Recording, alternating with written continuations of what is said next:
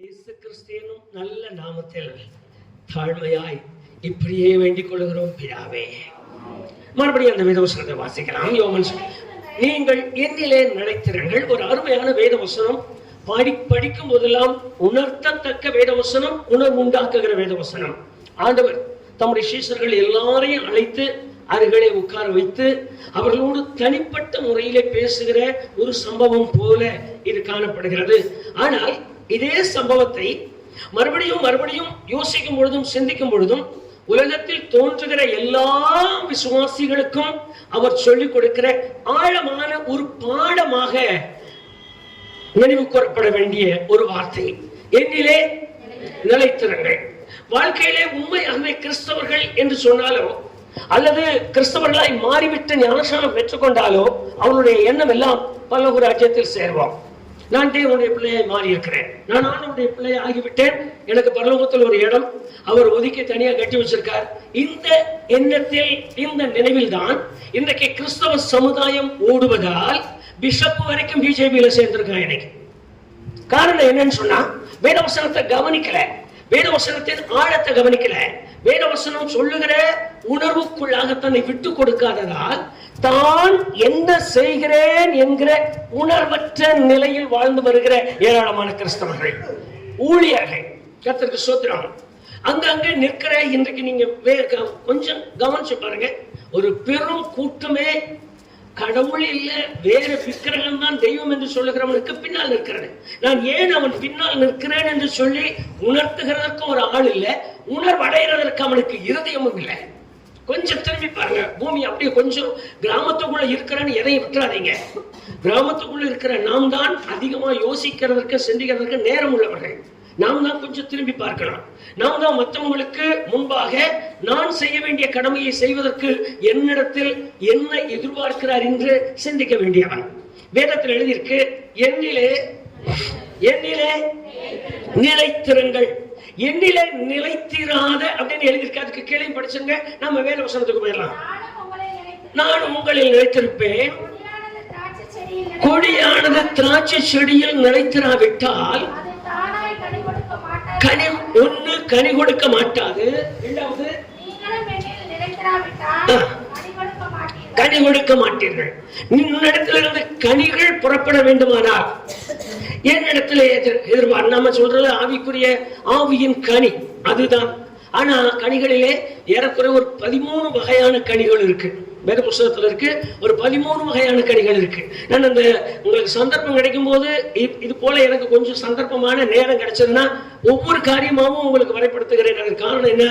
எனக்கு பின்னால் வருகிற தலைமுறைகள் கர்த்தராலே போதிக்கப்பட்டவர்களாய் மாற வேண்டும், மாசற்றவர்களாய் வேதத்தை கற்றுக்கொள்ள வேண்டும்.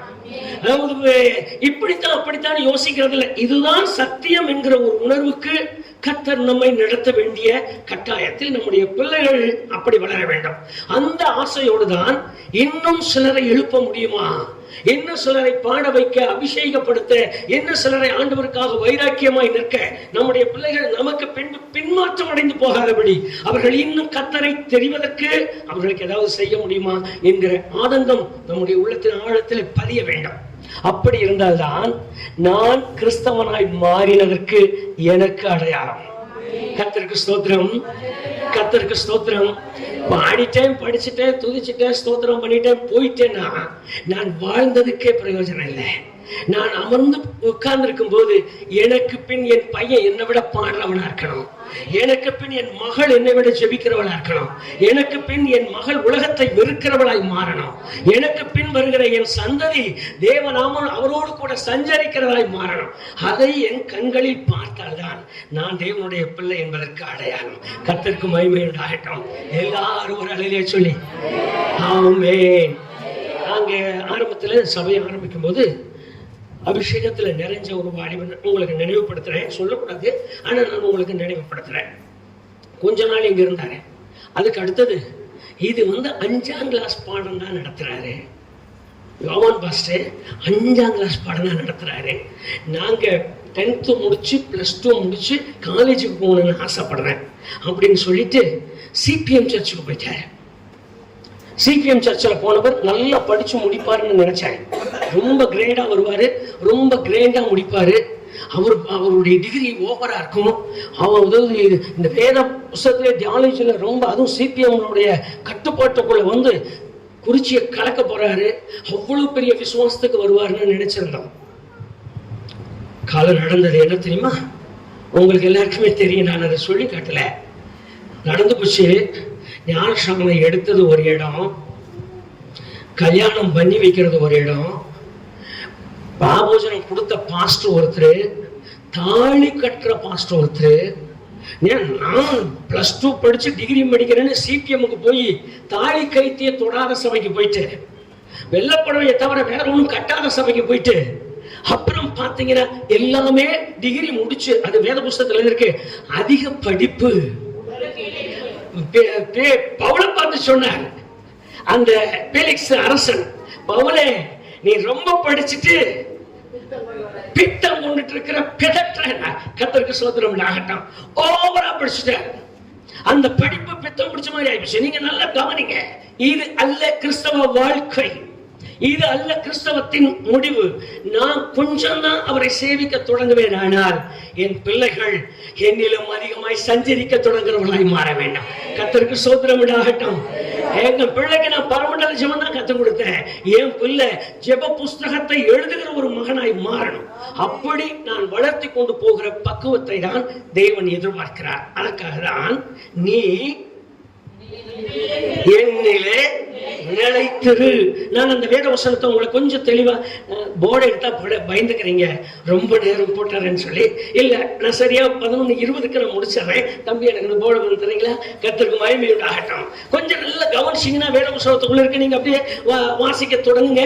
அங்க எழுதியிருக்கிற வார்த்தையினுடைய முழுமையான அர்த்தம் நிலைத்திரு அப்படின்னு எழுதியிருக்கு. இந்த நிலைத்திருங்கிற வார்த்தையினுடைய நிலைப்பாடு எப்படி?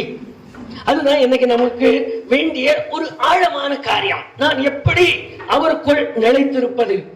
வேதம் வாசிக்கிறேன், ஜெபிக்கிறேன், பாடுறேன், ஆராதிக்கிறேன், மற்றவங்களுக்கு முன்னாடி ஆண்டவரை நான் கனம் பண்றேன். நான் எப்படின்னா நிலைத்திருக்கிறேன் அப்படின்னு அர்த்தம் அப்படி வேதத்துல இருக்கு. அப்படி இல்லை, நான் ஒரே ஒரு காரியத்தை உங்களுக்கு சொல்லி முடிச்சுட்டு அப்படியே வாசிக்கலாம். நீங்க எபிரேயர் புஸ்தகத்துக்கு வாங்க. நான் ஒரு பாகத்தை உங்களுக்கு அதுல காண்பிச்சு கொடுக்கிறேன். எபிரேயரின் புஸ்தகம்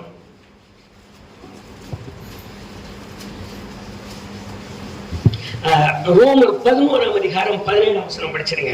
அப்புறமா அந்த காரியத்துக்கு நம்ம போகும்போது அதெல்லாம் பார்த்துக்கலாம். ரோமர் 11:17. நீ ஒட்ட வைக்கப்பட்டு வேருக்கும் சாரத்துக்கும் உரிய உடன் பங்காளியாய் இருப்பதற்கு பெயர் நிலைத்திருக்கிறேன். கர்த்தருக்கு ஸ்தோத்திரம் உண்டாகட்டும். நீங்க நல்ல வேத வசனத்தை படிச்சீங்கன்னா வீட்டுக்கு போனாலும் கர்த்தர் உங்களுக்கு கொடுக்கிற அந்த வேத வசனத்தை மறுபடியும் கொண்டு வந்துருங்க. நான் கிறிஸ்துவுக்குள் நிலைத்திருக்கிறேன் என்கிற ஒரு அனுபவம் ஒரு விசுவாசிக்கு இருக்குமானால், இந்த விசுவாசி அந்த வேருக்கு உரியவராக இருப்பாரு. இன்னொன்னு, அதில் சாரத்துக்கு உரிய ஆளாகவும் இருப்பாரு. மாமரத்தில் இருக்கிற மரத்தோடு நான் நிலைத்திருக்கிறேன், மல்லிகை பூச்செடியோடு நான் நிலைத்திருக்கிறேன், பலாப்பழத்தோடு நான் நிலைத்திருக்கிறேன் அப்படின்னு என்ன குறிச்சு ஒரு வார்த்தை சொன்னா, ஒரு காரியம் என்னன்னா, முதல்ல நான் அந்த வேருக்கு உள்ளதா இருக்கணும். உங்களுக்கு வேர் புரிஞ்சு போச்சா? ஆழமா நான் அதை விளக்கமா நான் சொல்லி பெருசா கொண்டு போகல, நேரம் இல்லாதனால. வேர் அப்படின்னு சொல்றது வேதவசனத்தில் இருக்கிற ஆழங்கள் என்னன்னு சொன்னா, கிறிஸ்து இயேசுவினுடைய ஆழமான காரியங்களை அறிந்து கொள்ளுகிற தன்மையுள்ளவைகள். இயேசு கிறிஸ்து என்பதற்கு விகற்பமான ஒன்றுமே என்னோட ஒட்டி கொள்ளாம இருக்கணும். உலகமானாலும், ஆசையானாலும், நடைமுறையானாலும், செயல்பாடானாலும், நான் கற்றுக்கொண்ட சத்தியம், நான் கற்றுக்கொண்ட சுவிசேஷத்திற்கு ஆழமானதாய் இருக்கணும். அதற்கு பெயர் ஆழமாய் நிற்கிற அந்த வேறு. சாரம் அப்படின்னு சொல்றது ஒரு பலாப்பழமோ, ஒரு மாமரமோ, தென்னை மரமோ, பனைமரமோ எதுவா இருந்தாலும் அதனுடைய சாரத்துக்கு உரியதா இருக்கணுமா?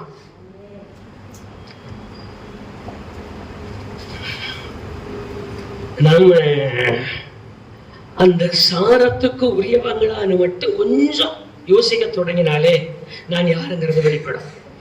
என்கிட்ட அந்த சாரம் இருக்கா? நீங்க இப்ப வேற புத்தகத்துல எழுதிருக்கு நிலைத்திரு அப்படின்னு சொல்லி. நான் நிலைத்திருக்கிறதுல உங்களுக்கு ஒரு 3 விதமான நிலைப்பாட்டை உங்களுக்கு காண்பிக்கிறேன். இது பூமி அப்படி வச்சுங்க. பந்தல் போடுவாங்க, பார்த்திருக்கீங்களா? சாமியானா கட்டி பந்தல் போடுவாங்க. இந்த பந்தல் போடுற ஆளுக்கு நிலம் வேணும். பூமியில வைக்க முடியாம அந்த இடத்துல நிறுத்த முடியாது, சும்மா கட்ட முடியாது. அவனுக்கு நிலம் வேணும். இந்த காரியத்துல பூமிக்கு மேல அவன் ஒரு கம்பத்தை வைப்பாங்க. அடியில பாதம் இருக்குதோ இல்லையோ ஒரு கம்பத்தை முட்டி கொடுத்துறாங்க. இப்ப இது தானா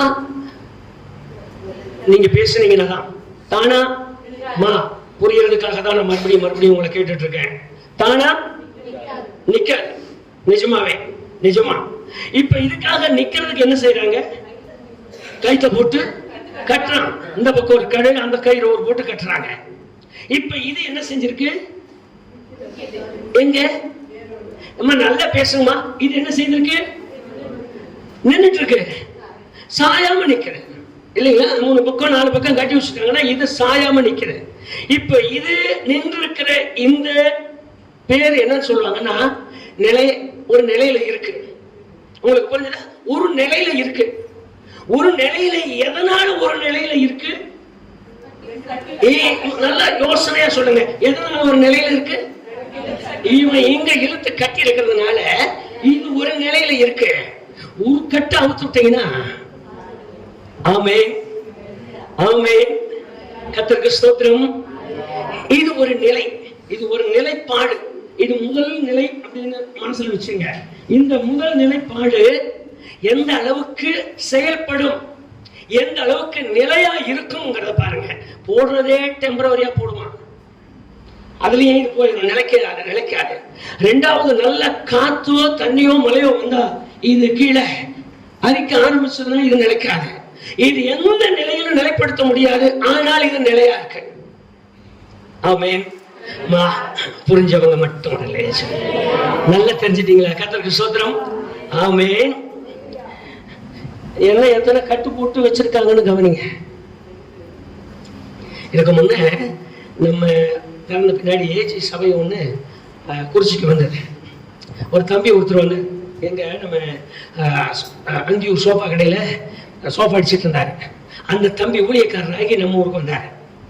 நம்ம ஊருக்கு வந்தோடனே ஏஜி சபை கர்மையில் ஏஜின்னு ஆரம்பிச்சாருன்னா இன்னைக்கு நான் வெளிப்படையா உங்களுக்கு சொல்லிட்டு இருக்கேன். எல்லாம் வந்து நின்ன உடனே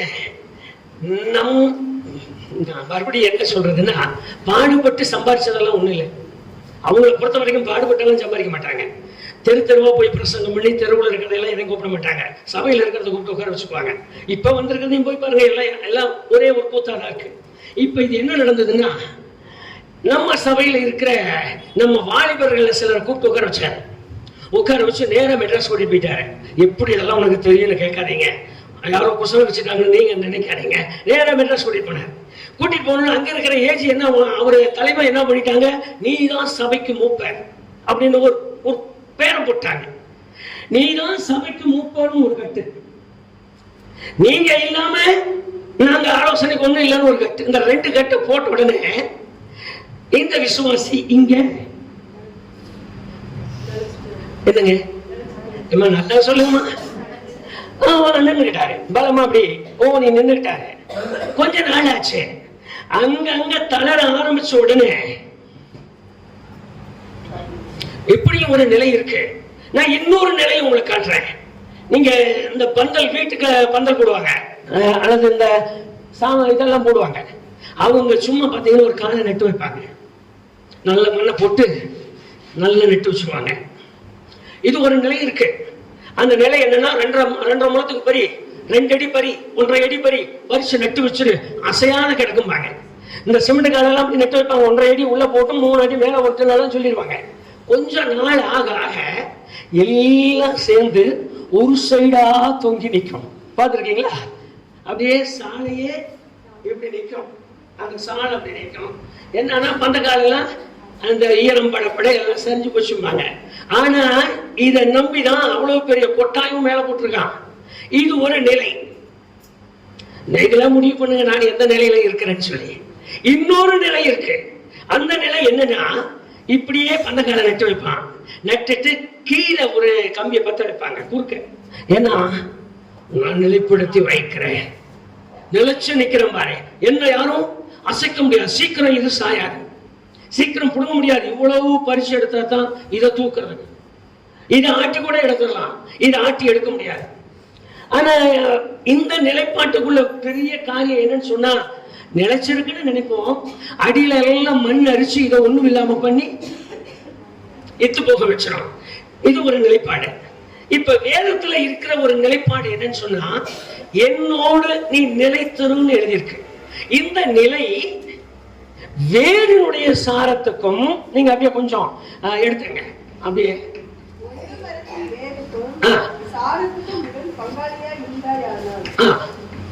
இது ஒரு செடி, இதுக்கு வேர் விட்டு நிக்குது. இந்த வேறு தனி. ஆனா நான் செடியில நல்ல சத்தமா பேசுங்கம்மா. ஒட்ட வைக்கப்பட்டதா? அதே ஒட்டிட்டு இருக்கா? கர்த்தருக்கு மகிமை உண்டாகட்டும். நான் இங்க பொருத்தப்பட்டிருக்கிறேன், இங்க பொருத்தப்படல, இங்க பொருத்தப்பட்டிருக்கிறேன். நான் பொருத்தப்பட்டிருக்கிற இந்த நிலையில் என்னை எப்ப கிள்ளி பார்த்தாலும், என்னை எப்ப உடைச்சு பார்த்தாலும், என்னை எப்ப நறுக்கி பார்த்தாலும், என்னுடைய சாரம் இதுக்குள்ளதா இருக்கணும், என்னுடைய தன்மை இதுக்குள்ளதா இருக்கணும். இந்த வேருக்கும் சாரத்திற்கும் நான் பங்காளியா இருந்தால்தான் அதிலே நிலைத்திருக்கிறேன் என்று அடையாளம். கர்த்தருக்கு ஸ்தோத்திரம், கர்த்தருக்கு ஸ்தோத்திரம். ஹல்லேலூயா, ஹல்லேலூயா. அந்த பழைய பாட்டு ஒண்ணு பாடலாமா? அகத்தின் சொத்தம் எல்லாம் தோடைப்பேனே, அகத்தின் சொத்தம் எல்லாம் தோடைப்பேனே, அவ அழுக்கை நீக்கி அருள் கொடுப்பேனே, அவ அழுக்கை நீக்கி அருள் கொடுப்பேனே. மகனே உன் நெஞ்சே கத்தாராயோ, மகனே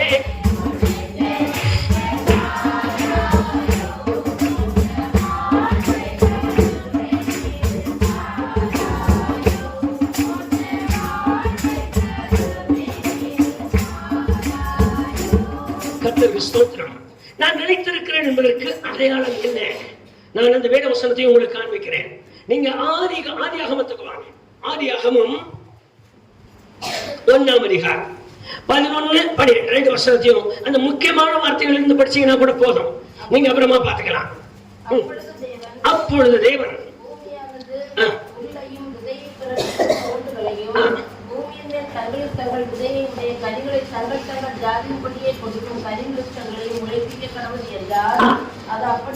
கர்த்தருக்கு மகிமை உண்டாகட்டும். சரி, நீங்க அப்ப வீட்டுக்கு போய் என்னங்கன்னா மிச்சத்தை படிச்சீங்க.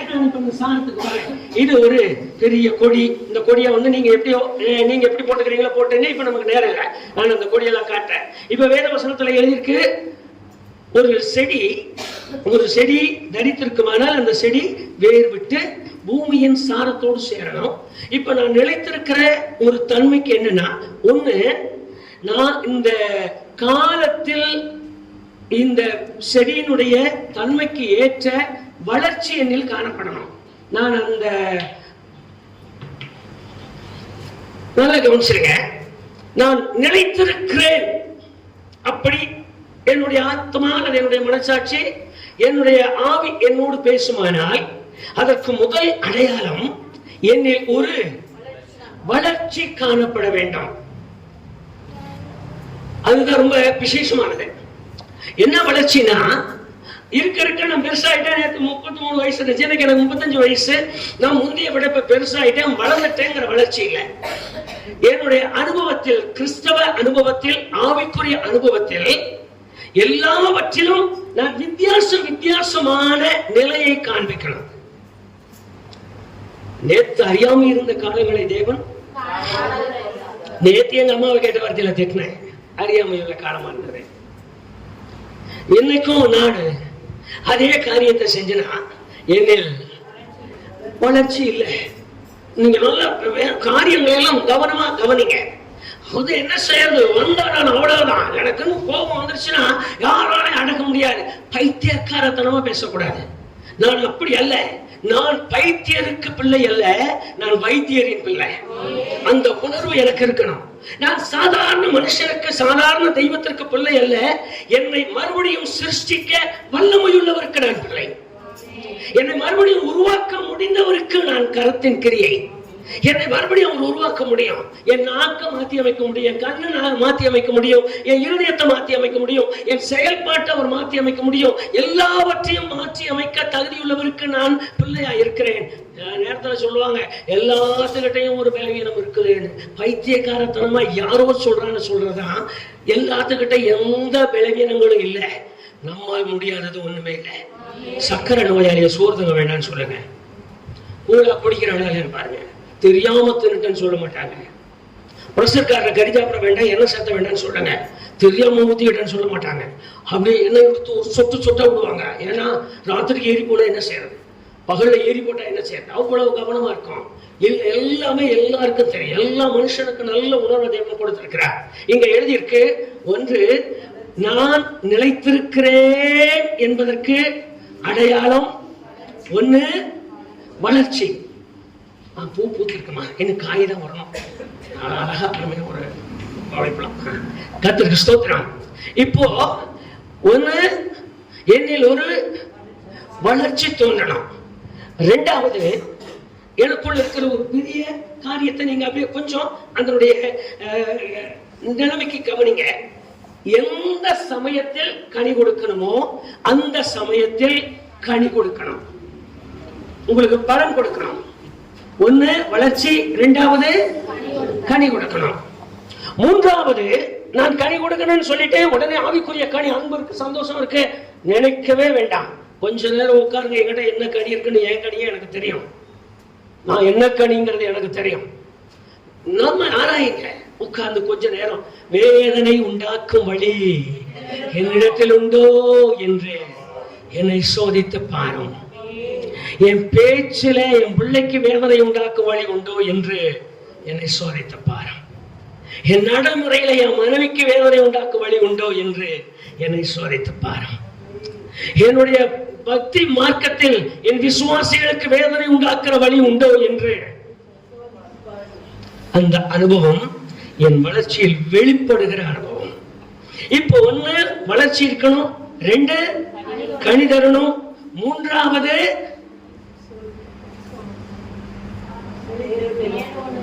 இல்ல வேரோடும் மரத்தோடும் இருக்கிற சாரம் என்னில் காணப்படணும்.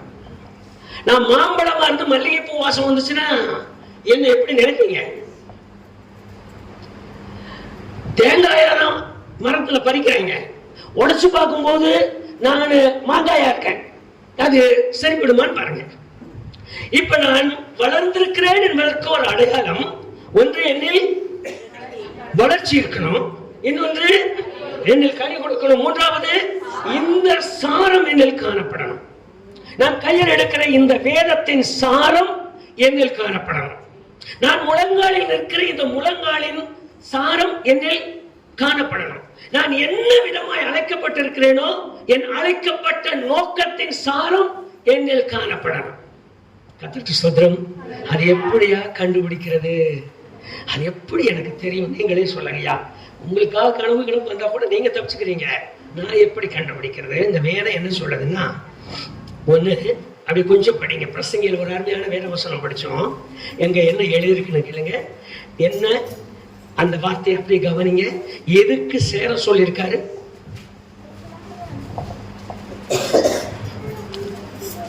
ஆமா வாசிங்கம்மா, எதுக்கு சேர சொல்லியிருக்காரு?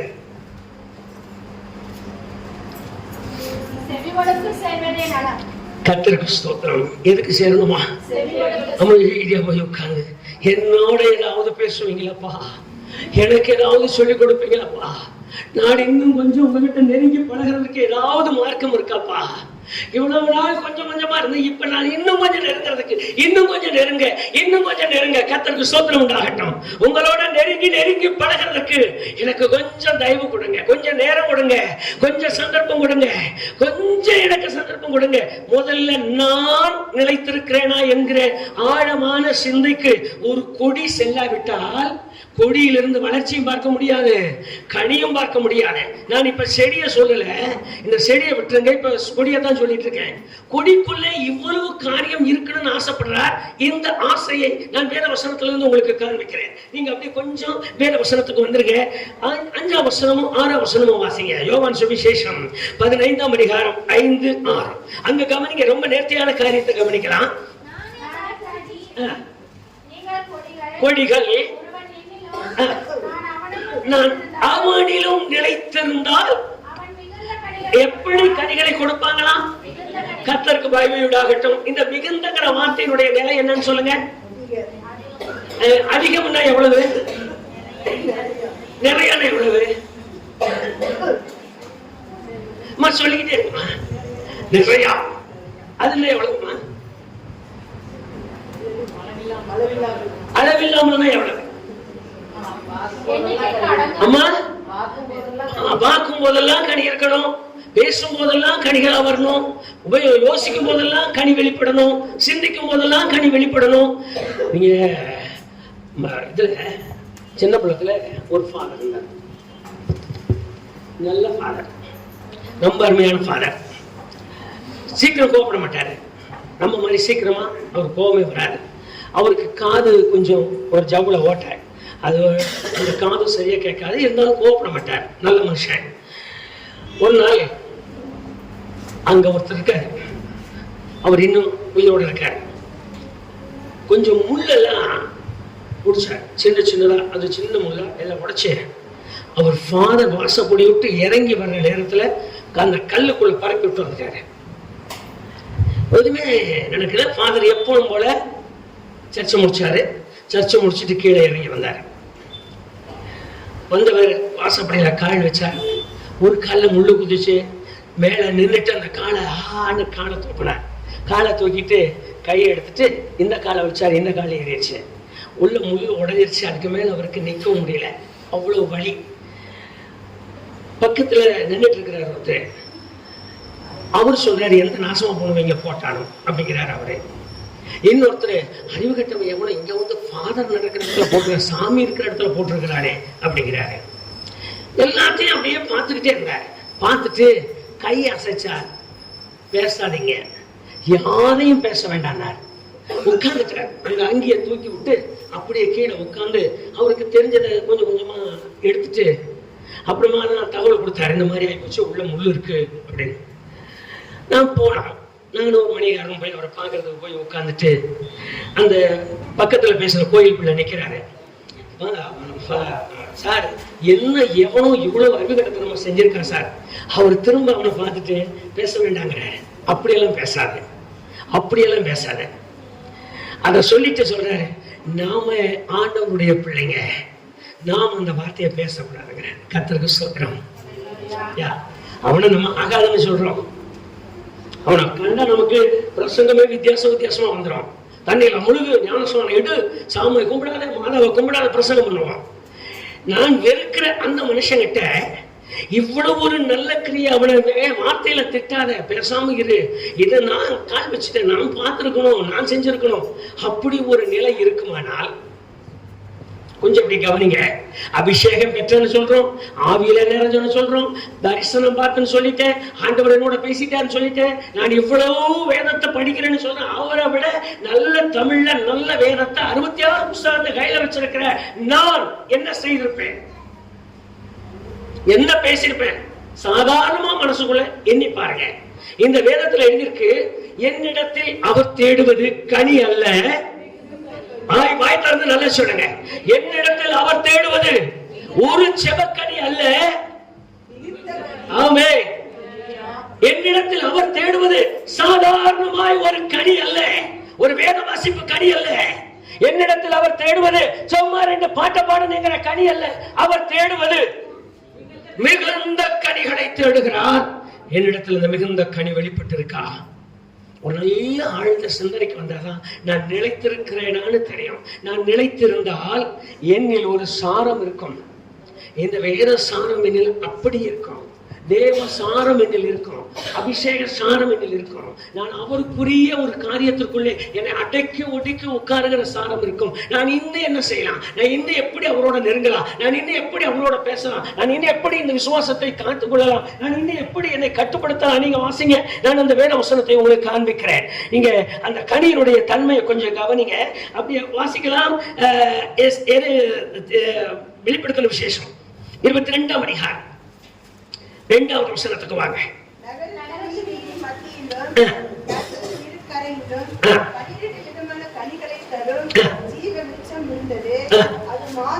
மாதந்தோறும் கனி தருமா? கர்த்தருக்கு மகிமை உண்டாகட்டும். ஒரு ஆளிலே சொல்லாமா? போன மாதம் இருந்ததை விட இந்த மாதம் கர்த்தருக்கு மகிமை உண்டாகட்டும்.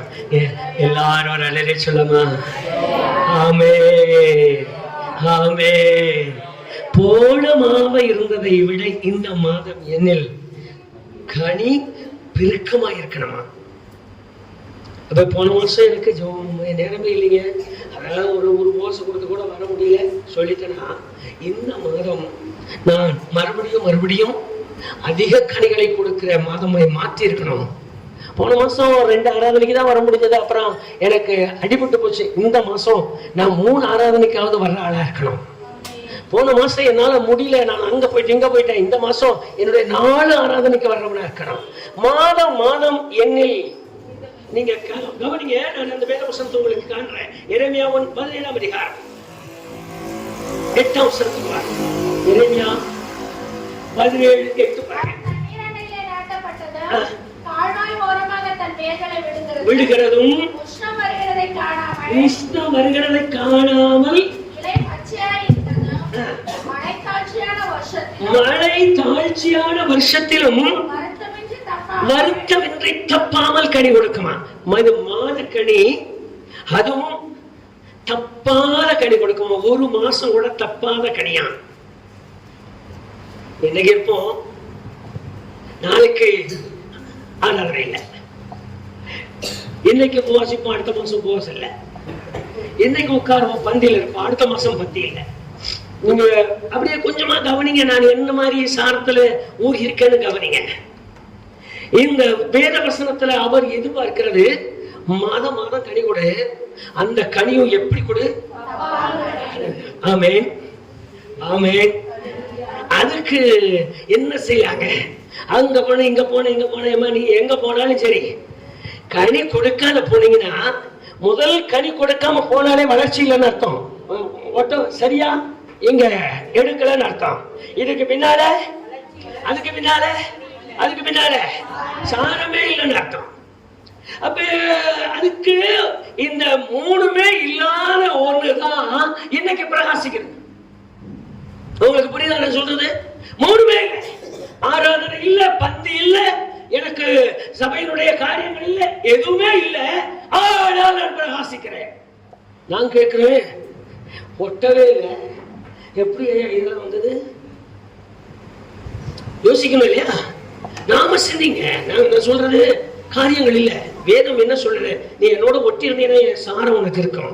நீ என்னோட ஒட்டாமையே நீ சாரத்தில் இருக்கிறதுனால, நீங்க நல்லா கவனிங்க. நான் ஒரு காரியத்தை உங்களுக்கு சொல்ற. ஒரு முறை நாங்க ஒரு ஊழியத்துக்கு போனோம்.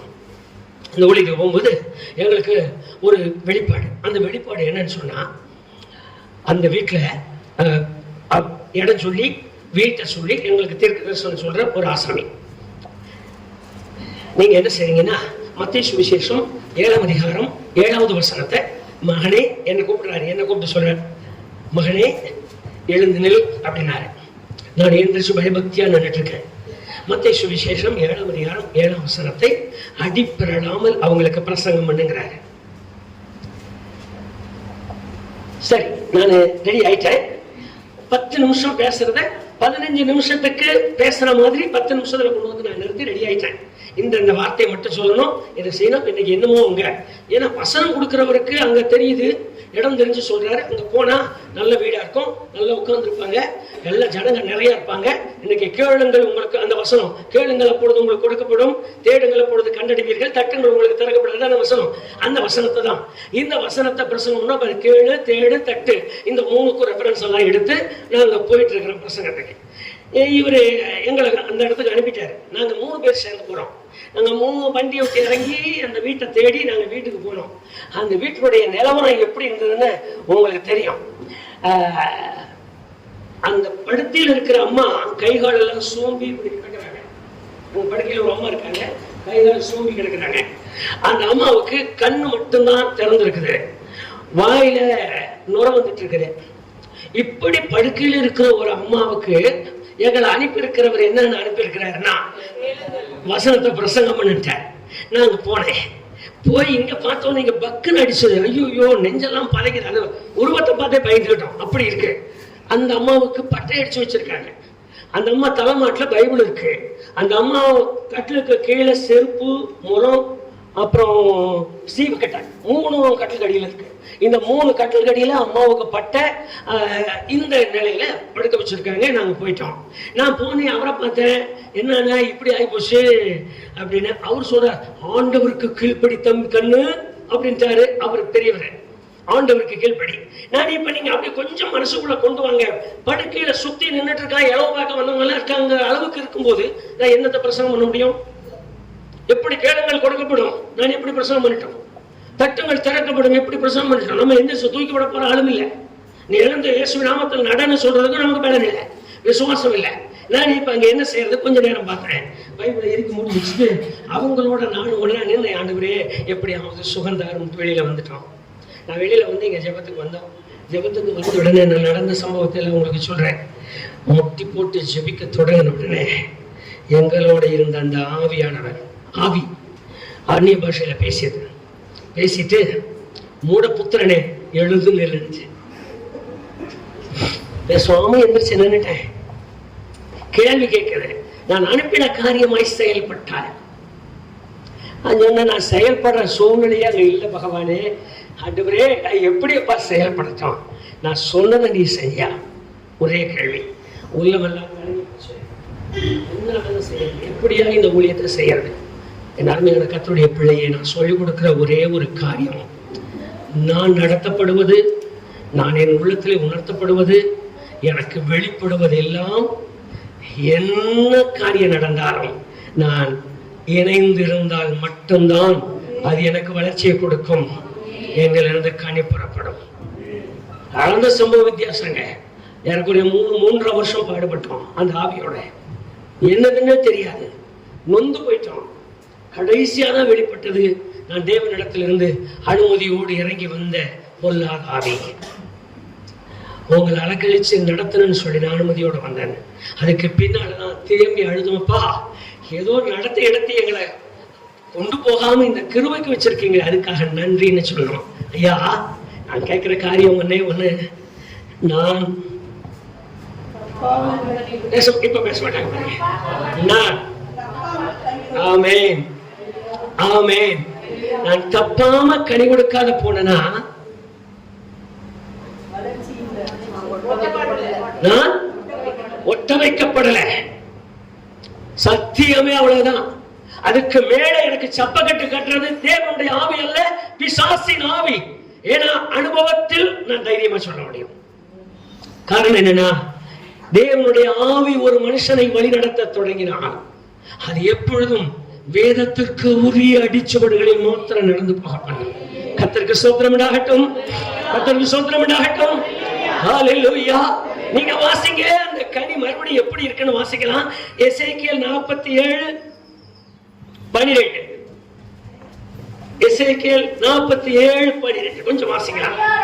நதியோரமாய்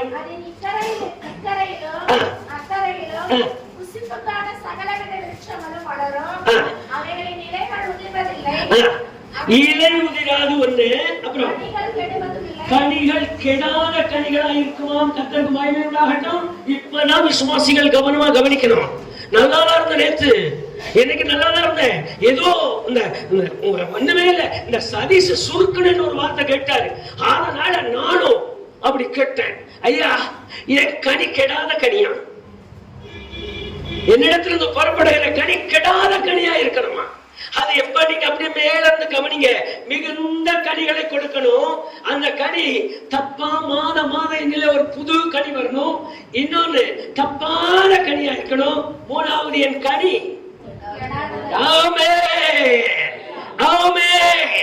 என்ன நடந்தாலும் என் கனி கிடக்கூடாது, என்ன சூழ்நிலை ஆனாலும் என் கனி கிடக்கூடாது, எப்படிப்பட்ட நிலை வந்தாலும் என் கனி கிடக்கூடாது. என்னில் இருக்கிற கனி அப்படியே நிலைக்கிறதா இருக்கணும். அதுதாங்க செடியில் நிலைத்திருக்கிறதுக்கு அடையாளம். நான் அவரில் நிலைத்திருக்கிறேன் என்று சொல்லுகிறதல்ல, நான் நிலைத்திருப்பதற்கு என்னிலிருந்து புறப்படுகிற அடையாளமே சாட்சி. ஆமென்.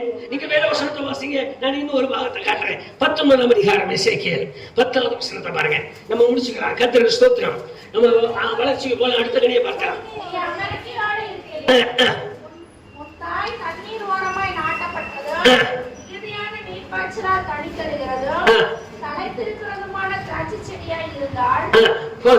எப்படியம்மா மேல மறுபடியும் ஒருவரேன்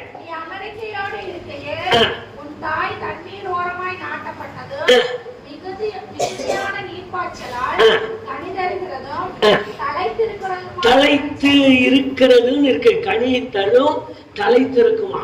கர்த்தருக்கு ஸ்தோத்திரம். இந்த தளம் இருக்குது, தலைத்திருக்கு. அடுத்தது ஒரு புதிய இலை, அடுத்து ஒரு புதிய பூவு, அடுத்து ஒரு புதிய கனிக்கு உரியது வந்ததுமான ஒரு செடியா. நேற்று இதுவரைக்கும் பார்த்துட்டு அப்படியே தான் இருக்கு. எப்படி பார்க்கீங்க? அப்படியே இருக்க. எப்படி இருக்கிறீங்க?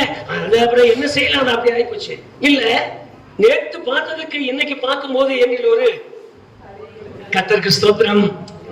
ஆமென், ஆமென், ஹல்லேலூயா. நான் கிறிஸ்தவனாய் வரக்கூடாது. நான் வந்துட்டா எனக்குள்ள பலனை தராமல் நான் சாகக்கூடாது. முடிவெடுத்துங்க. ஆமென். என் ஊழியத்தை அவர் விரும்பல, என்னுடைய பாட்டையும் ஜெபத்தையும் அவர் விரும்பல, நாங்க அங்கெல்லாம் சுத்தி அடிச்சுட்டு ஒடியாடுறதெல்லாம் அவர் விரும்பல. நான் கனி கொடுக்கணும்னு விரும்புகிறார். ஆமென். என்னில் ஒரு கனி உண்டாகணும்னு விரும்புகிறார். அந்த கனி என்ன விதமான கனியா இருக்கணும்னு விரும்புகிறார். அந்த கனி என்னால கொடுக்க முடியாத, அது சொல்றது தவறு, என்னால கொடுக்க முடியும். நான் இல்ல, நான் நிலைத்திருக்க தொடங்கினால் என்னிலிருந்து கனி புறப்பட்டு தானாய் வரும். என்னில் ஒரு வளர்ச்சி உருவாகும். இந்த வளர்ச்சியை நான் இன்னும் அதிகமாய் வளர்க்கணும். இந்த வளர்ச்சி என்னில் வளர்ந்தால்தான் நான் கொடுக்கிற கனி அநேகருக்கு பிரயோஜனமா இருக்கும். கர்த்தருக்கு ஸ்தோத்திரம், கர்த்தருக்கு ஸ்தோத்திரம். இல்லைன்னா யோனாவுக்கு முளைச்ச ஆமனுக்கு செடிதான். மறந்துடாதீங்க, யோனாவுக்கு முளைச்ச ஆமனுக்கு செடி உங்களுக்கு ஞாபகம் இருக்குதா? செடிக்கு இருந்த கொண்டாட்டம் எவ்வளவு இருந்திருக்கு தெரியுமா? நம்ம அம்மா மாதிரிலாம் போன கிறிஸ்துமஸ்ல அதை காட்டினாங்க. அதனுடைய ஆமணத்தினுடைய கொண்டாட்டம் என்ன தெரியுமா? நான் தீர்க்கதரிசிக்கே நிழலாய் மாறிவிட்டேன். அடுத்த சந்தோஷம், நான் ஒரு ஊழியக்காரருக்கே ஊழியக்காரனாய் நிற்கிறேன். அடுத்த சந்தோஷம், அப்பா பாப்பா ஆண்டவர் என்ன சரியான நேரத்துல ஊழியக்காரனாக்கி வச்சுட்டாரு. நான் ஏன் நிழல்ல தான் யோனாவே உட்கார்ந்திருக்கார். நான் ஏன் நிழல்ல தான் யோனாவே உட்காரும்படி கர்த்தர் கட்டளை இட்டார். உங்களுக்கு புரிஞ்சு போச்சா? இப்ப நான் சொல்றது நடக்கும். நான் செடியா தெரியும், நான் பெரிய மரமா தெரியும். ஆனால் என்னில் வளர்ச்சி இல்லாததால், என்னில் கனி இல்லாததால், நான் அதற்காக நான் ஒண்ணு செய்யாதா? ஒரே ஒரு பூச்சி தான்ப்பா, ஒரே பூச்சி தான். அது ஒரே ராத்திரியில அப்புறம் நீக்கம் கையோட காலோட இலையோட, ஐயோ இப்படி ஆயிட்டேன், இப்படி ஆயிட்டேன். தீர்க்கதரிசிக்கு தானே ஊழியக்காரனா போனேன். நான் பிரசங்கம் பண்ணாத பிரசங்கமா இருக்கு, நான் சொல்லாத வார்த்தையா இருக்கு, எல்லாம் நான் சொல்லிட்டேன். எனக்கே இப்படியா? அப்படியெல்லாம் இல்ல. நான் நிலைத்திருந்தால் எனக்கு அப்படி அல்ல. அடுத்த ஒரு கிளையை நான் புரட்டுவேன். எத்தனை அரிப்பு வந்தாலும், எத்தனை பலவீனம் வந்தாலும், எத்தனை இலையுதிர் வந்தாலும், எத்தனை பழுத்த இலைகள் இருந்தாலும் என்னிலிருந்து ஒரு புது இலை தோன்றும். நான் தப்பாமல் இலைகளோடு புது கனிகளை கொடுக்க தொடங்குவேன். கர்த்தருக்கு ஸ்தோத்திரமாகட்டும். ஆமென். நான் நிலைத்திருக்கிறேனா? ஒரு நல்ல கேள்வியோடு முடிக்கிறேன். அடுத்து, நான் நிலைத்திருந்தால் எனக்கு உண்டாகிற காரியத்தை கவனிங்க. வாசிக்கலாம். 7வது வசனம். யோவான் சுவிசேஷம் 15ஆம் அதிகாரம் 7வது வசனம். நிலைத்திருந்தால் கேட்டுக்கொள்வது எதுவோ கர்த்தருக்கு ஸ்தோத்திரம். நான் ரொம்ப அந்த காரியத்தை நான் ரொம்ப அதிகமா பேசிக்கல. நிலைத்திருந்தால், நல்லா கவனிச்சுங்க, நிலைத்திருந்தால் மிகுந்த கனிகளை கொடுப்பேன். நான் நிலைத்திருந்தால் நான் கேட்டுக்கொள்கிறது எனக்கு கிடைக்கும்.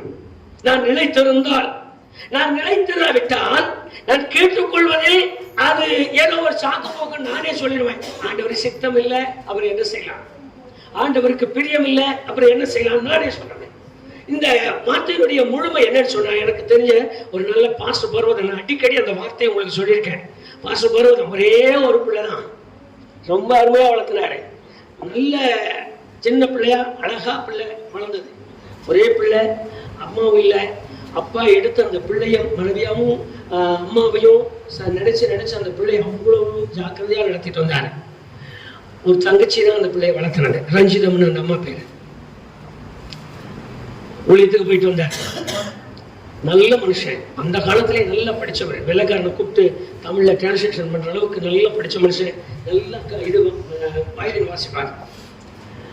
ஊழியத்துக்கு வெளியில போயிடுவாரு. ஒரு வேஷ்டி கட்டி துண்டை போட்டு அவர் ஜமீன் மாதிரி போவார். ஊழியத்துக்கு நின்றுட்டு பிரசங்கம் பண்ணுவார். பிரசங்கம் பண்ணிட்டு எல்லாருக்கும் நோட்டீஸ் கொடுப்பாரு. அப்ப 25 பைசா காணிக்க கொடுத்தீங்கன்னா பெரிய காணிக்க, 4 காணிக்க ரொம்ப பெருசு. அந்த காசுக்காக யாராவது ஒருத்தர் கொடுத்தாங்கன்னு அதை வாங்கிட்டு வீட்டுக்கு கொண்டு வருவார். அப்படிப்பட்ட ஒரு ஊழியன், ஒரே பிள்ளைய வச்சிருந்தார். பிள்ளைக்கு காலையில உடம்பு சரியில்லை, 2 நாள் படுக்கையா இருக்கு. காலையில ரொம்ப மோசமா இருக்கு. தங்கச்சி சொல்றாங்க, ஆனா பாப்பா ரொம்ப சீரியஸா இருக்கானா, என்ன செய்யலாம்? சரி, நான் வந்து வேணா அப்புறம் டாக்டர் போய் பார்க்கலாமா, நீ இன்னைக்கு பாப்பாவுக்கு கொஞ்சம் கஞ்சி வச்சு கூட நான் வரும்போது எல்லாம் வாங்கிட்டு வரேன்னு சொல்லிட்டு கிளம்பிட்டாரு. போனாரு. கிடைச்ச காசுக்கு ஒரு டம்ளர் பாலும் ஒரு சின்ன வட்ட பன்னு வாங்கினாரு. வீட்டுக்கு வந்தார். கதவு சாத்தியிருக்கு, பிள்ளை படுத்திருக்குது, தங்கச்சி உள்ள இருக்காங்க. கதவை தட்டினாங்க. கதவை தட்டினோடனே தங்கச்சி கதவை திறந்தாங்க. திறந்தோன்னு ஓன்னு எடுத்தாங்க. ஏமா, அப்ப பூன் வசதி எல்லாம் ஒண்ணும் இல்லை, சுத்துற பூன் இருக்கும். அந்த நம்பரை போட்டு கரன்னு சுத்தணுமா போன் வரும், பேச முடியாது. மனுஷன் வர்ற வரைக்கும் உட்காந்துருந்தாங்க. பிள்ளைய ஒரு துணியை போட்டு மூடி வச்சிருந்தது. ஓன்னு அழுதாங்க. அழுத அந்த சத்தத்தை கேட்டு கண் கலங்கிட்டாரு. என்னன்னு தெரியல. உள்ள போனாரு. அந்த அம்மா பண்றதை பார்க்கும்போதே பிள்ளை செத்து போச்சுன்னு தெரிஞ்சிச்சு. பக்கத்துல போனாரு. செத்து போயிட்டாளான்னு கேட்டாரு. அந்த அம்மா, ஆமா நான் போற வேலைக்கு விட்டு அந்த பலனும் டீயும் கையில கொடுத்தா நான் சொல்றது உண்மையான சம்பவம். பேசாம முழங்கால நின்னாரு. என்ன கேட்காம ஏன் செஞ்சீங்க? நாம ஜெபம் பண்ண சொல்லியிருந்தோமா, நமக்கு 3 மணி நேரம் வேணும். அந்த பிள்ளை பிறந்ததுல இருந்து வந்தது பூரா சொல்லிட்டு அப்புறம் ஜெபம் பண்ணுவோம். அப்பா, என்ன கேட்காம ஏன் செஞ்சீங்க? ஒன்னும் சொல்ல. 2வது நிமிஷம், பாப்பா எந்திரி அப்படின்ட்டாரு. பிள்ளை எந்திரிச்சு உட்காந்துச்சு. கொண்டு போன பால் டீயை கொடுத்துட்டாரு. ரொம்ப சந்தோஷம். தங்கச்சிக்கு சந்தோஷம், அவருக்கு சந்தோஷம்.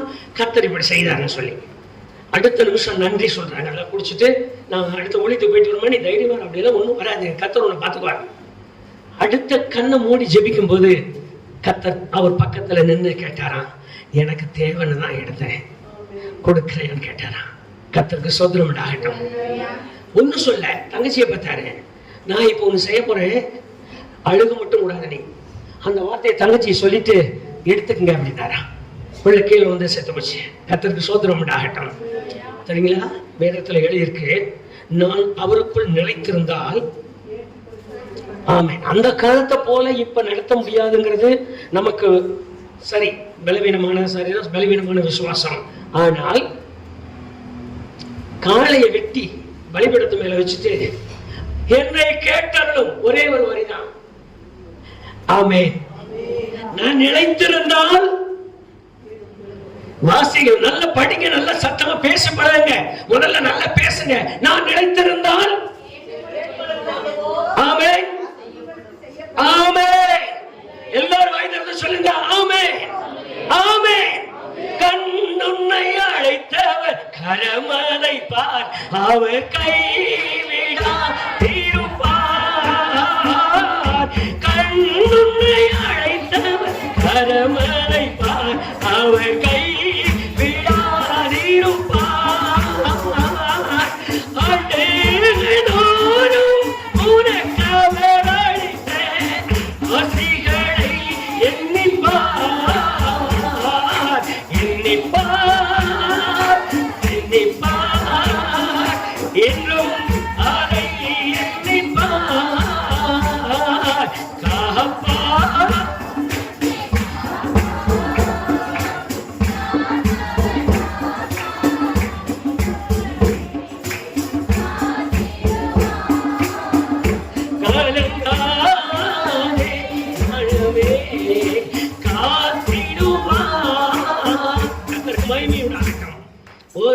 வார்த்தையும் தரையிலே விட மாட்டார்.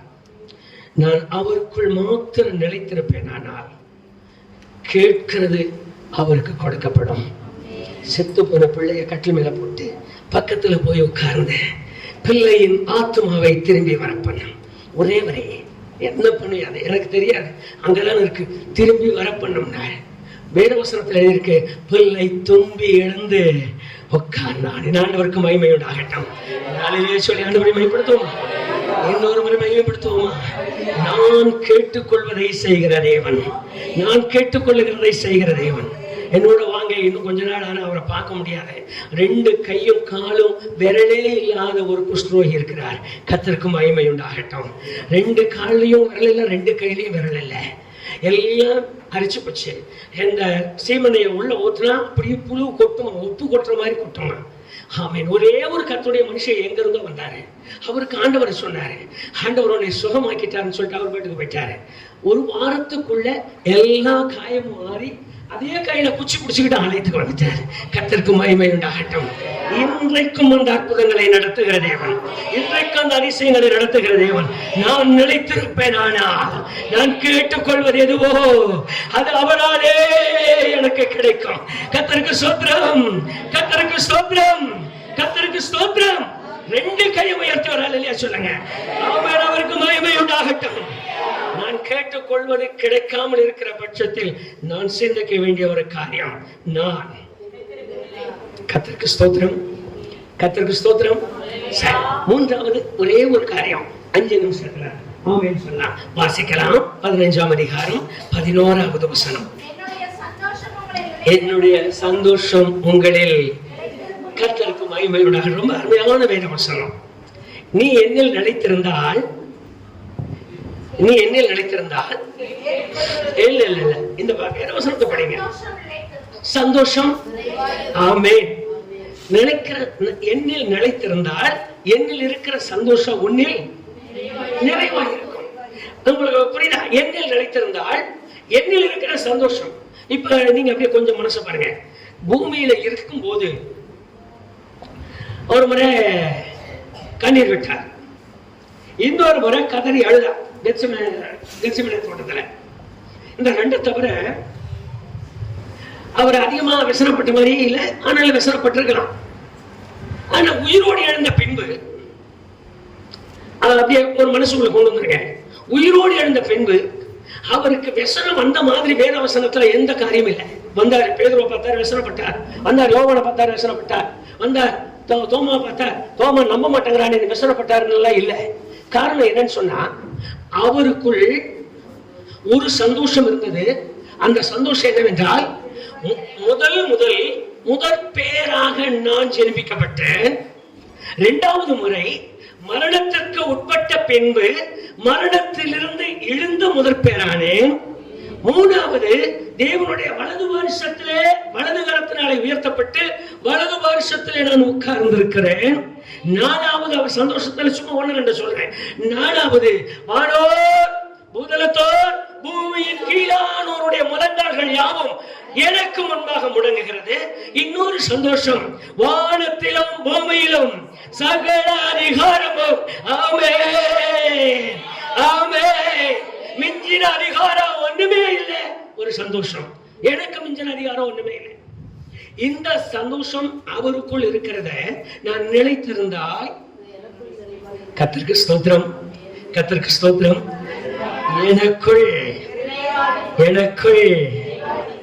எத்தனை போராட்டம் வந்தாலும், எத்தனை உபத்திரம் வந்தாலும், எத்தனை நெருக்கம் வந்தாலும், எவ்வளவு விதமான சங்கடங்கள் உருவானாலும், நான் அவருக்குள் மாத்திரம் நிலைத்திருக்க தொடங்கினால் என்னில் இருக்கிற சந்தோஷத்தை ஒருவனாலும் எடுத்து போட முடியாது. நீங்க வாசிங்க. நான் 2 அந்த சந்தோஷமே ஏகப்பட்டது இருக்கு. ஆனா 1-2 மட்டும் நான் சொல்லியிருக்கேன் உங்களுக்கு. ரோமர் 12ஆம் அதிகாரம் 2ஆம் வசனத்துல ஒரு சந்தோஷம் இருக்கு. அந்த சந்தோஷத்தை பாருங்க. அம்மா அம்மா அம்மா அம்மா அம்மா அம்மா பரவசமா சொல்றீங்களே, படிச்சே சொல்லுங்க.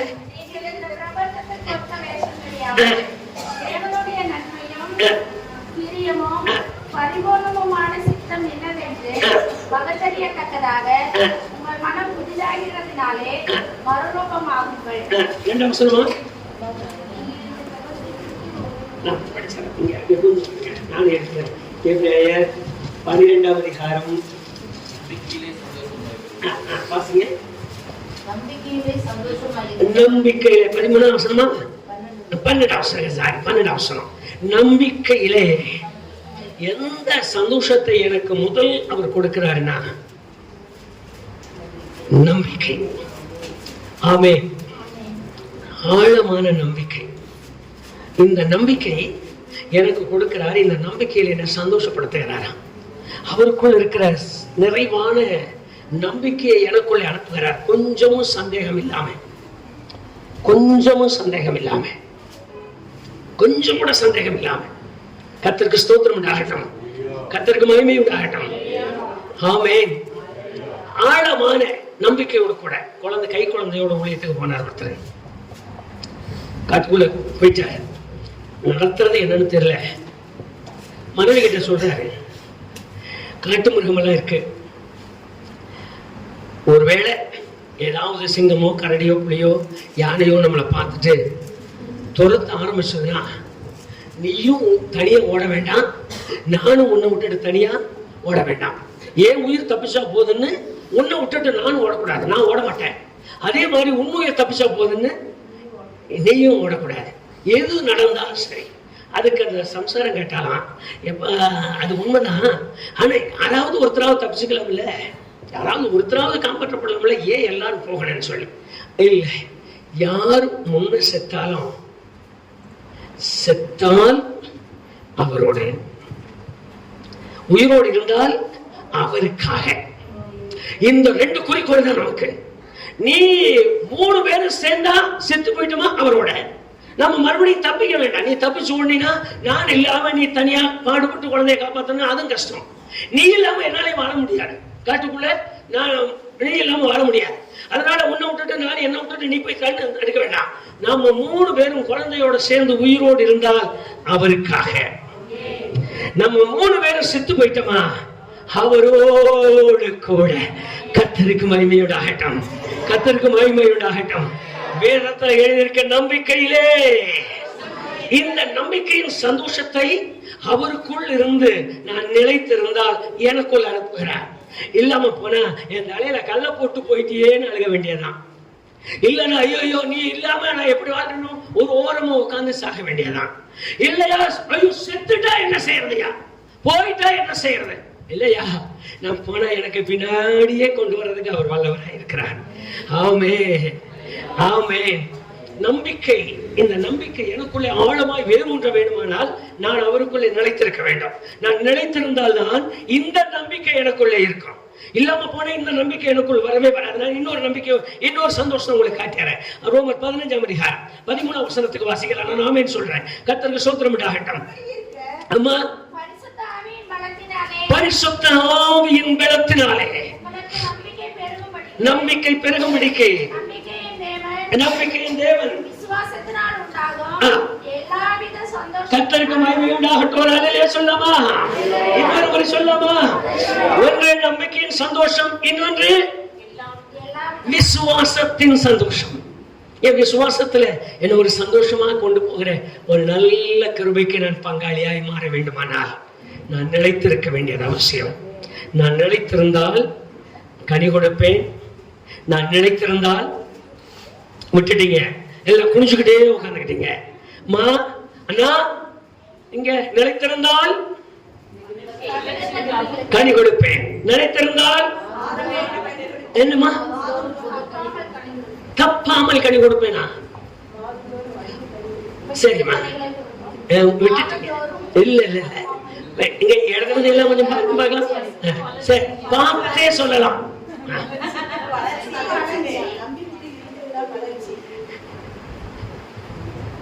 சரி சரி இன்னொரு முறை படிச்சிடலாம், வாசிக்கலாம். 5ஆம் அதிகாரம் 6ஆம் வசனம். யோவான் 15 கொஞ்சம் சீக்கிரமா. ஆமென்.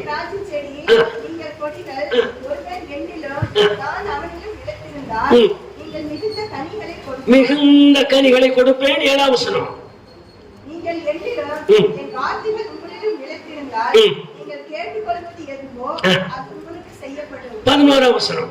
என்னுடைய சந்தோஷம் உங்களை நிலைத்திருக்கும்படிக்கும் உங்கள் சந்தோஷம் நிறைவாய் இருக்கும்படிக்கும் இவைகள் உங்களுக்கு. கர்த்தருக்கு மகிமை உண்டாகட்டும். 3 விசேஷித்த காரியம். 1 நிலைத்திருந்தால் கூட்டிட்டீங்க, மறுபடியும் கனி கொடுப்பேன். 2வது நிலைத்திருந்தால் நான் கேட்டுக்கொள்வதை அவர் எனக்கு செய்வார். 3வது நான் நிலைத்திருந்தால் அவருடைய சந்தோஷம் என்னில் நிறைவாய். கண்களை மூடும், கண்களை மூடி, எல்லாருமா கண்ணை மூடி ஒரு நிமிஷம் கொஞ்சம் மனசை மாத்தி கேளுங்க. ஆண்டவரே, நான் நிலைத்திருக்கிறேனா என்கிற கேள்வி நான் பதில் கண்டுபிடிக்கும்படி செய்யும். 1, நான் நிலைத்திருந்தால் என்னில் வளர்ச்சி, நான் நிலைத்திருந்தால் என்னில் கனி, நான் நிலைத்திருந்தால் உமக்குரிய சாரம் உள்ளவனாய் இருக்கணும். இது எனக்கு ஒரு அடையாளமா இருக்குப்பா, நான் நிலைத்திருக்கிறேனா. 2வதாக, நான் நிலைத்திருந்தால் நான் கேட்டுக்கொள்வது எனக்கு செய்யப்படும் என்று எழுதியிருக்கிறது. நான் நிலைத்திருந்தால் உங்களுடைய நம்பிக்கையின் விசுவாசத்தின் சந்தோஷம் என்னில் நிறைவாய் இருக்கும் என்று எழுதியிருக்கிறது. ஆண்டவரே, இவ்வளவு பெரிய பொக்கிஷங்களை நீ வைத்திருக்க, நான் உண்மையில் நிலைத்திருக்கட்டும். நான் உண்மையில் நிலைத்திருக்க எனக்கு கிருபை தாரும். உண்மையிலே நிலைத்திருக்க, உண்மையிலே நிலைத்திருக்க, உம்முடைய சாரத்தால் நிறைந்திருக்க, உம்முடைய வேருக்கு உரியவனாய் இருக்க, உம்முடைய சாரத்துக்கு உரியவனாய் இருக்க. ஆண்டவரே, நான் நிலைத்திருக்கிற கிருபை எனக்கு தாரும். நான் நிலைத்திருக்க செய்யா. கர்த்தருக்கு ஸ்தோத்திரம். மாதந்தோறும் கனி கொடுக்கிற, வேதத்தில் எழுதியிருக்கிறதையா தப்பாமல் கனி கொடுக்கிற, ஆமென், இலை வாடாததாய் கனி கொடுக்கிற, கனி தருகிற எல்லா கிருபைகளாலும் நான் நிறைந்திருக்கிற மகிமை என்னில் உருவாகும்படியாக கர்த்தருக்கு ஸ்தோத்திரம், கர்த்தருக்கு ஸ்தோத்திரம், கர்த்தருக்கு ஸ்தோத்திரம். எல்லாருமே எழுந்து நிற்போம். எல்லாருமா எழுந்து நின்று ஒரு நிமிஷம், ஆண்டவரே, நான் நிலைத்திருக்கிறதை எனக்கு உணரும்படி செய்யும். நான் நிலைத்திருக்க எனக்கு கிருபை தாரும்.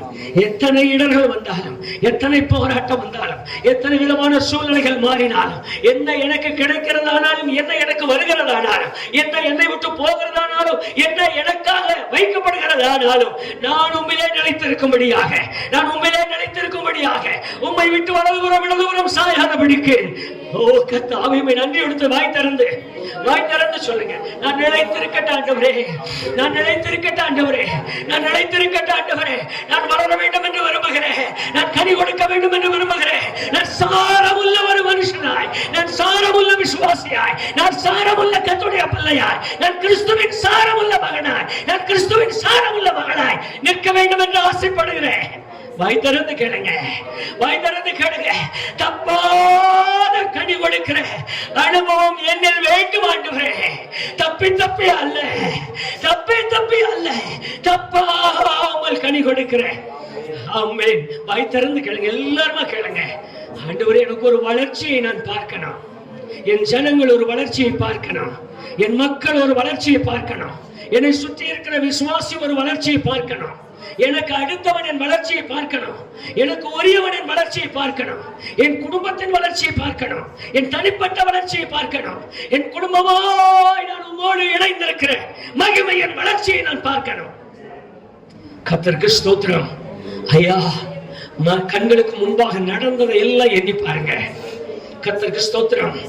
தான் ஒரு கல்யாணத்தை நடத்தும் போது முழு வெள்ளையோடு கூட, நகை வேண்டாம், எனக்கு ஒண்ணு வேண்டாம், ஆண்டவர் போதும் என்று செய்த ஒரு போதகர் என்கிற பெயரில் உள்ள ஒருவர் இன்றைக்கு போய் என்ன விதமான காரியத்தை செய்து கொண்டிருக்கிறார். வளர்ச்சி எங்கன்னு கவனிங்க. என்ன மாதிரி வளர்ச்சியில் இருக்கும்? நான் வளர்ந்திருக்கிறேன் என்று எண்ணி, நான் ஒட்டி இருக்கிறேன் என்று எண்ணி, என்னில் சாரம் இல்லாத ஒரு நிலை வருமானால், என்னில் சாரம் இல்லாத ஒரு சூழ்நிலை உருவாகுவானால் கிழமை எப்படி இருக்கும்? கொஞ்சம் நம்ம ஆராய்ந்து பார்க்கணும். விசுவாசிகளா இருக்கிற நான், விசுவாசிகளா இருக்கிற நம்ம ஆண்டவர் பெரியவர், அது எல்லாருக்கும் தெரிந்தது. நான் அதையே சொல்லுவதற்கல்ல. அடுத்து நம்முடைய பக்குவம் என்ன, அடுத்து நான் செய்ய வேண்டிய காரியம் என்ன, அடுத்து நான் நடக்க வேண்டிய காரியம் என்ன. கர்த்தருக்கு ஸ்தோத்திரம். என்னிடத்தில் தேவன் எதிர்பார்த்து கொண்டிருக்கிற கனி, என்னிடத்தில் தேவன் எதிர்பார்த்து கொண்டிருக்கிற வளர்ச்சி, என்னிடத்தில் தேவன் எதிர்பார்த்து கொண்டிருக்கிற சாரம் நிறைந்த அனுபவம், சாரம் நிறைந்த அனுபவம். நான் செடியோடு இணைந்திருக்கிறேன் என்பதற்கு நான் செடியோடு ஒட்டி இருக்கிறேன் என்பதற்கு என்னில் காணப்பட வேண்டிய அடையாளங்கள் காணப்படுமானால் நான் நிலைத்திருக்கிறேன் என்று அடையாளம். நான் நிலைத்திருந்தால் என்னில் தப்பாத கனிகள், நான் நிலைத்திருந்தால் புது புது கனிகள், நான் நிலைத்திருந்தால் என்னில் உருவாக்கப்படுகிற கனிகளின் மேன்மை. கர்த்தருக்கு ஸ்தோத்திரம் உண்டாகட்டும். அல்லேலூயா. வாய் திறந்து கேட்கலாமா? நான் ஒட்டி இருக்கிற நிலையில் ஆண்டவரே அந்த சாரம் என்னில் நிறையட்டும் சொல்லுங்க. அந்த வளர்ச்சி என்னில் உண்டாகட்டும், புது புது கனிகள் என்னில் உருவாகட்டும். ஆமென். அந்த கிருபை எனக்கு தாரும் சொல்லுங்க. நான் குறிச்சிக்குள்ளே சீயோன் மலையில் கொஞ்சம் பேராய் நிற்கிறோம். எங்களில் இருக்கிற கனி பெருகணும்ப்பா, எங்களில் இருக்கிற சாரம் பெருகணும். வாய் திறந்து கேளுங்க, வாய் திறந்து கேளுங்க. நம்ம ஆமென் சொல்ல போறோம். மனம் திறந்து கேளுங்க. என்னுடைய அனுபவம், என்னுடைய நிலைமை அல்ல தேவன் விரும்புகிறது. என்னுடைய காரியத்தை அல்ல தேவன் விரும்புவார். என்னுடைய எண்ணத்தில் தோன்றுகிற எண்ணங்களை அல்ல தேவன் விரும்புவார். அவர் விரும்புவரை என்னில் நிலைத்திருக்கு, என்னில் நிலைத்திரு, என்னில் நிலைத்திரு, என்னில் நிலைத்திரு. உன் சாரம் என் சாரத்தோடு சேர்ந்திருக்கணும். உன்னுடைய சாரம் என் வேருக்கும் என் செடிக்கும் உள்ளதாய் மாறி இருக்கணும். உன்னுடைய வளர்ச்சி என் வேருக்கும் என் சாரத்திற்கும் உள்ளதாய் நிற்கணும். அவர் விரும்புகிறார் ஐயா, அவர் விரும்புகிறாரம்மா. நான் அதை அவருக்கு செய்ய முடியுமா? நான் அதை அவருக்கு செய்ய முடியும், அர்ப்பணிக்க முடியுமா? கர்த்தருக்கு ஸ்தோத்திரம். நிலைத்திருக்கிறேனா? நிலைத்திருக்கிறேனா? நான் நிலைத்திருக்கிறேனா? கர்த்தருக்கு மகிமை உண்டாகட்டும். நான் நிலைத்திருந்தால் என்னில் சாரம் வேறு விதமாய் வெளிப்படும். இயேசு என்னும் சாரம் வெளிப்படும், அபிஷேகம் என்னும் சாரம் வெளிப்படும், உண்மை என்னும் சாரம் வெளிப்படும், பக்தி என்னும் சாரம் வெளிப்படும், மேன்மை என்னும் சாரம் வெளிப்படும், பரிசுத்தம் என்னும் சாரம் வெளிப்படும், மகிமை என்னும் சாரம் வெளிப்படும், என்னை பயன்படுத்துகிற பயன்பாடு என்னும் சாரம் வெளிப்படும். நான் நிலைத்திருக்கிறேன் என்பதற்கு அடையாளம், என்னில் ஒவ்வொரு முறையும் புது கனி தோன்றும், என்னில் ஒவ்வொரு முறையும் புது துளிர் விடும், என்னில் ஒவ்வொரு முறையும் புது மகிமை காணப்படும். என் சாரம் எனக்குள் இருக்குமானால் கர்த்தருக்கு ஸ்தோத்திரம். எல்லாரும் கெஞ்சி கேளுங்கப்பா, உங்க சாரத்துல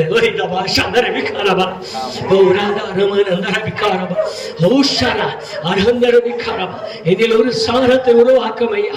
இயேசுவின் சாரம் என்னில் காணப்படட்டும், பரிசுத்த ஆவியானவரின் சாரம் என்னில் காணப்படட்டும், பரிசுத்த ஆவியானவரின் சாரம் என்னில் காணப்படட்டும், மகிமையின் சாரம் என்னில் காணப்படட்டும், அந்நிய பாஷையின் சாரம் என்னில் காணப்படட்டும், மறுபாஷையின் சாரம் என்னில் காணப்படட்டும், வரங்களின் சாரம் என்னில் காணப்படட்டும், ஜெபத்தின் சாரம் என்னில் காணப்படட்டும், வேதவாசிப்பின் சாரம் என்னில் காணப்படட்டும். கெஞ்சி கேட்கலாமா? நான் நிலைத்திருக்கிறேன், நான் உண்மையிலே நிலைத்திருக்கிறேன். என்னை உண்மையிலே நிலைக்க பண்ணும், உம்மோடு ஒட்டி இருக்க பண்ணும். நான் எனக்கென்று கொடுக்கிற சந்தோஷத்தை நான் இழந்து விடக்கூடாது, எனக்கென்று கொடுக்கிற கனியை நான் இழந்து விடக்கூடாது, எனக்கென்று இருக்கிற கிருபைகளை நான் இழந்து விடக்கூடாது. ஹல்லேலூயா, ஹல்லேலூயா, ஹல்லேலூயா. ஓ நன்றி, நன்றி, நன்றி, நன்றி ஆண்டவரே, நன்றி ஆண்டவரே. உம்மை துதிக்கிறேன், உம்மை துதிக்கிறேன், உம்மை துதிக்கிறேன். உமது மகிமைக்காக, உம்முடைய கருணைக்காக, உம்முடைய வல்லமைக்காக. ஓ நன்றி, நன்றி, நன்றி ஆண்டவரே, நன்றி ஆண்டவரே. ஹல்லேலூயா. எத்தனைதான் இடர்கள் வந்தாலும் விசுவாசத்திலே நிலைத்திருப்பேன். எனக்கு எத்தனைதான் இடர்கள் வந்தாலும் விசுவாசத்திலே நிலைத்திருப்பேன். எனக்காக அப்பா இந்த பாதையிலே நான் ஓடுகிறேன். எனக்காக அப்பா நியமித்த இந்த பாதையில் எல்லாரும் வாய் திறந்து எனக்காக நியமித்த, எனக்காக அப்பா நியமித்த இந்த நெருக்கத்திலே நான் ஓடுகிறேன். எனக்காக அப்பா நியமித்த இந்த துன்பத்திலே நான் ஓடுகிறேன். எனக்காக அப்பா நியமித்த எந்த வேதனையில் நான் ஓடுகிறேன். எனக்காக அப்பா நியமித்த அவமானத்திலே நான் ஓடுகிறேன். அல்லேலூயா, அல்லேலூயா, அல்லேலூயா, அல்லேலூயா,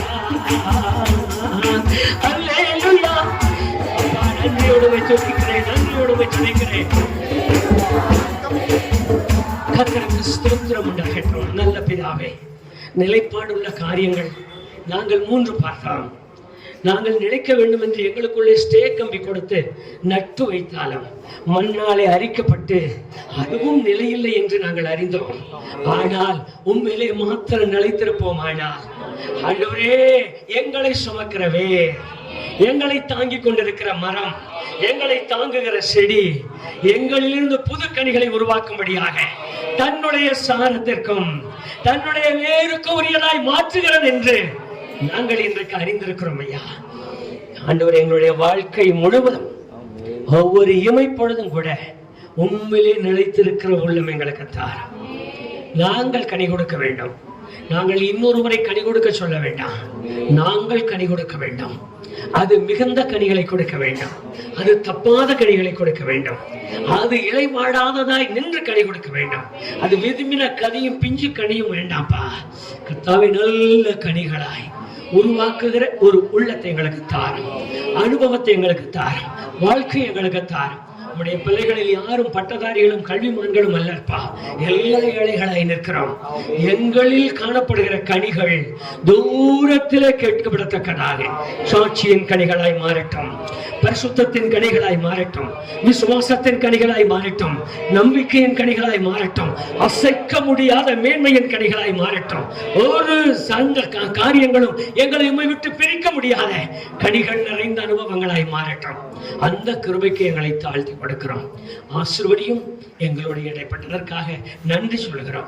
உங்களுடைய கண்களில் எங்களுக்கு தயவு கிடைக்கட்டும்.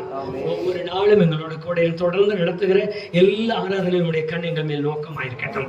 தொடர்ந்து இன்றைக்கும் நாங்கள் நடத்துகிற இரவு ஆராதனையில் கூட உங்களுடைய பிரசன்னத்தை நாங்கள் உணர வேண்டும்ப்பா. அப்படிப்பட்ட கிருபை எங்களுக்கு நிறுத்தாரும். எங்களுக்கு இந்த வாரம் முழுவதும் நடக்கிற எல்லா ஊழியங்களையும் உங்களுடைய கரம் எங்களுக்கு ஒத்தாசையாயிருக்கட்டும். நாங்கள் எங்களை வைத்து ஆராய்ந்து பார்க்கிற உள்ளம் எங்களுக்கு தாரும். உண்மையிலே வளர்ந்து நாங்கள் கனி கொடுக்கட்டும். இயேசு கிறிஸ்துவின் நாமத்தில் ஜெபிக்கிறோம் பிதாவே. என் ஆத்துமாவே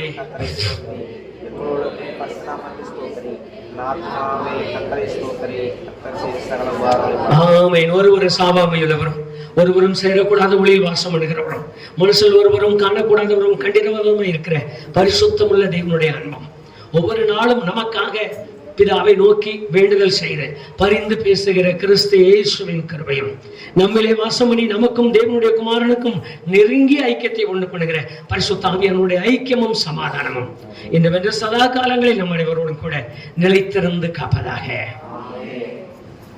ஆண்டவர் உங்களோடு இருப்பாராக, உங்களை ஆசீர்வதிப்பாராக.